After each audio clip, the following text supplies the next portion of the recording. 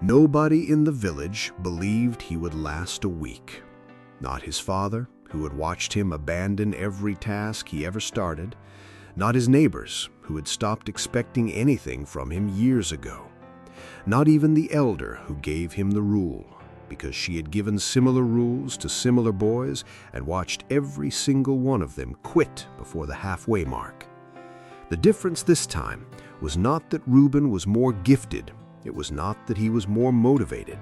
The difference was one rule, and 90 mornings that nobody who knew him would have predicted he was capable of surviving. By the 90th morning, the village had run out of words for what he had become.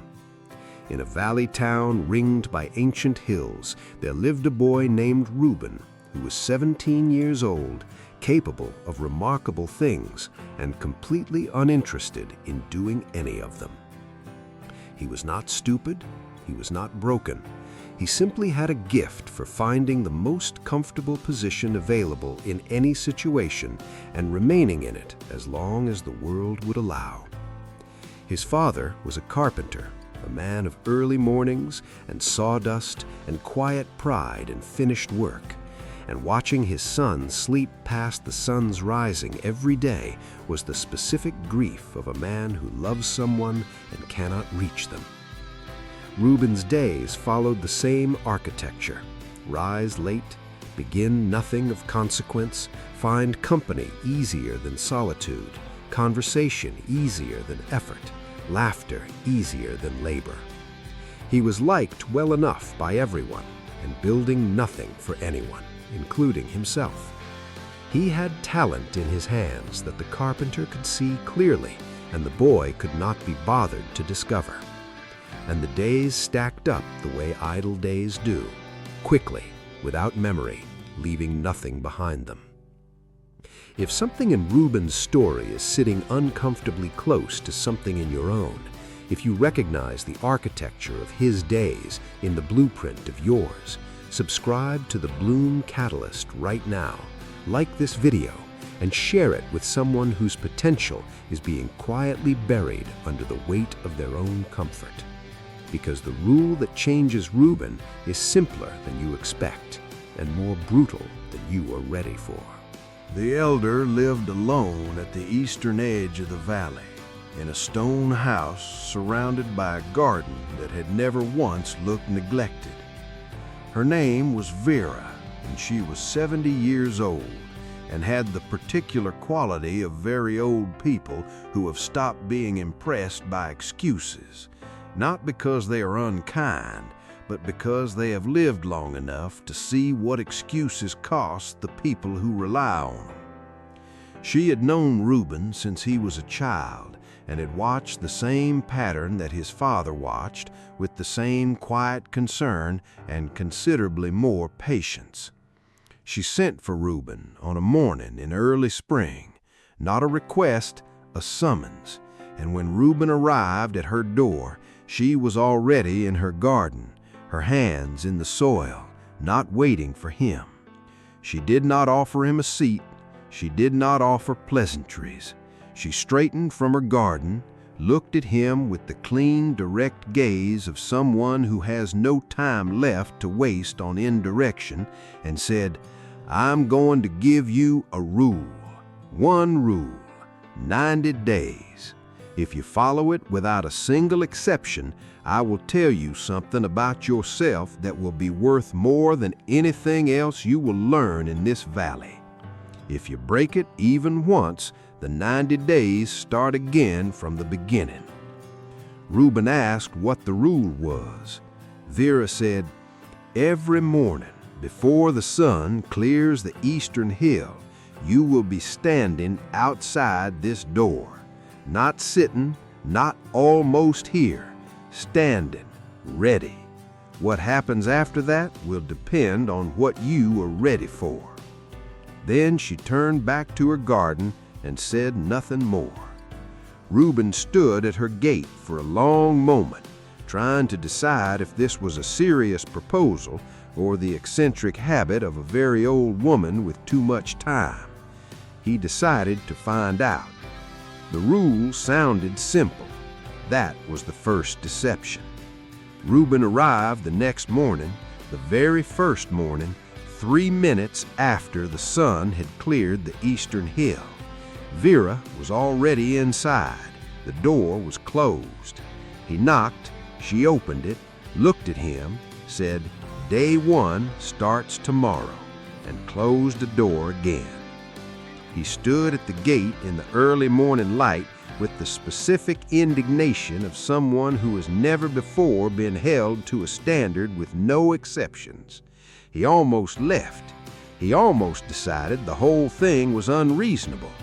Instead, he went home, set the only alarm he'd ever set in his life, and lay in the dark listening to the silence of a house that had never required anything of him before.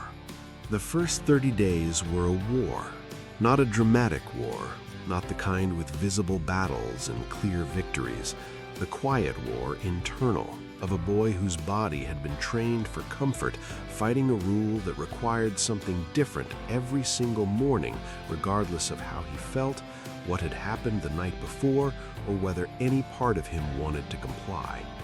He made it on most mornings. He failed on the 7th day, overslept by 4 minutes, arrived to a closed door, started again. Failed on the 19th day, a night of celebration with friends, a morning too heavy to move through on time. The walk to Vera's door made too late.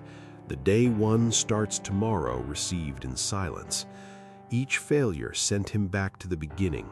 Each beginning cost him something he could not name but could feel. What Vera did with him on the mornings he arrived on time was not what he expected. There were no lectures, no assignments, no wisdom delivered in long speeches.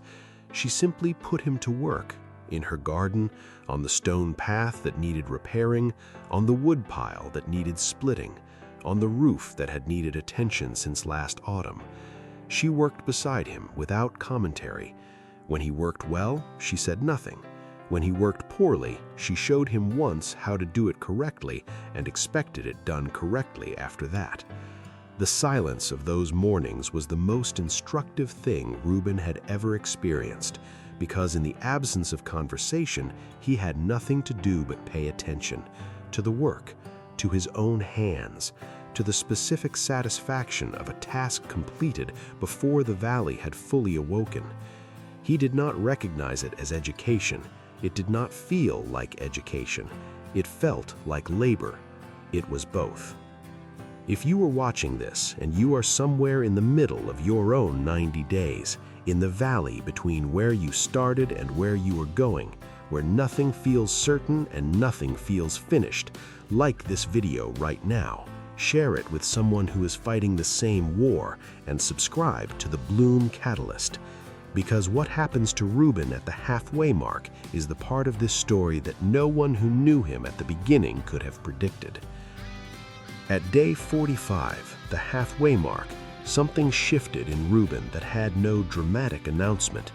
He simply noticed one morning that he had woken before the alarm, not by much, but before it. His body, which had spent 17 years training itself for the warmth of late morning sleep, had quietly, without permission, begun to recalibrate. He lay in the dark for a moment, aware of this new thing, his own body choosing the morning before it was required, and felt something he had no word for yet. It was not pride exactly.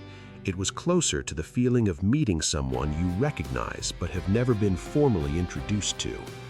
He rose, he dressed. He arrived at Vera's door 4 minutes before the sun cleared the eastern hill. She was already in the garden.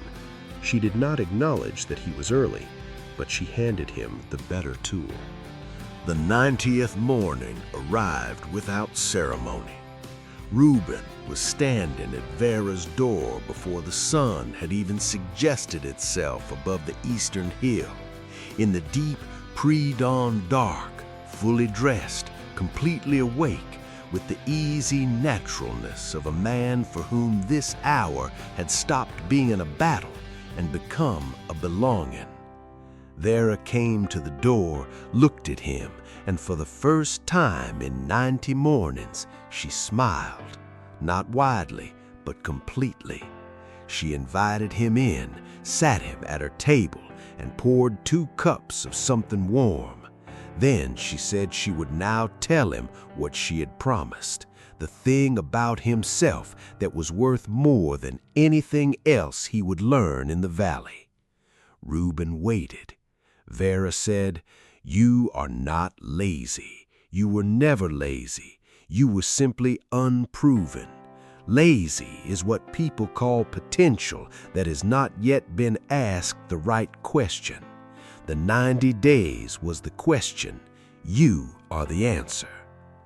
Reuben went home that morning a different architecture of person, not louder, not more impressive in any visible way, but fundamentally reorganized in the way that a building is reorganized when someone replaces the foundation. The walls are the same, the windows are the same, but nothing that stands on the new foundation will ever fall the way things fell on the old one. His father noticed first, not the specific changes, but the quality beneath them. The son who rose before him now, the son who finished what he started, the son who worked in silence with the ease of someone who had been doing it long enough to stop finding it remarkable. The carpenter did not ask what had happened. He simply made room at the workbench, and Reuben took the place beside him without being asked twice. Here is the truth that Vera's 90 days reveals about human nature that most people never discover because they quit at day 7 or day 19 or day 44. Discipline is not a personality trait. It is not something you either have or do not have, like eye color or height. It is a skill, and like every skill, it is built through repetition in the specific direction of the thing you want to become. Not when you feel ready, not when conditions are perfect, not when motivation arrives like a guest you have been expecting. Every morning, before the sun, without exception. The brain does not distinguish between a boy practicing discipline and a man who is disciplined. It simply records the repetition and builds the architecture accordingly. Reuben did not become disciplined because he wanted it badly enough.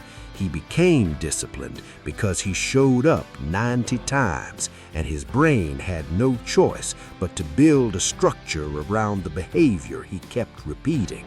This story carries 3 lessons forged in 90 mornings of chosen difficulty.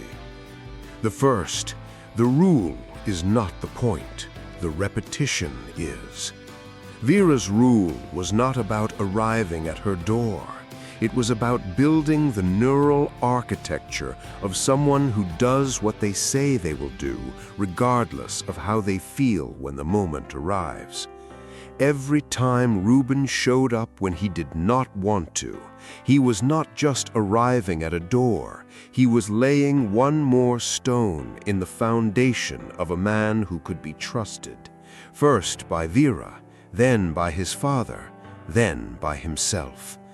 And self-trust is the rarest and most valuable thing a person can possess, because it is the only foundation from which anything real can be built.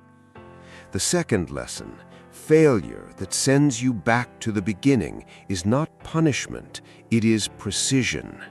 Every time Reuben failed and the 90 days reset, it was not cruelty. It was the rule maintaining its own integrity so that Reuben could eventually maintain his. The standard with no exceptions is the only standard that builds the thing it claims to build. A rule that bends on hard mornings teaches you that rules bend on hard mornings. A rule that does not bend teaches you that you do not have to bend either. The third lesson belongs to Vera's final words. You are not lazy. You were never lazy. You were simply unproven. Every person watching this who has ever called themselves lazy is carrying a verdict about their character that was actually a verdict about their circumstances. You were not lazy. You were unasked. The right question simply had not arrived yet. Consider this your question: 90 days before the sun, without exception. Share this story with one person who has been calling themselves lazy for long enough. Like this video so more unproven people can find it, and subscribe to the Bloom Catalyst, because the 90 days start the morning after you decide they do.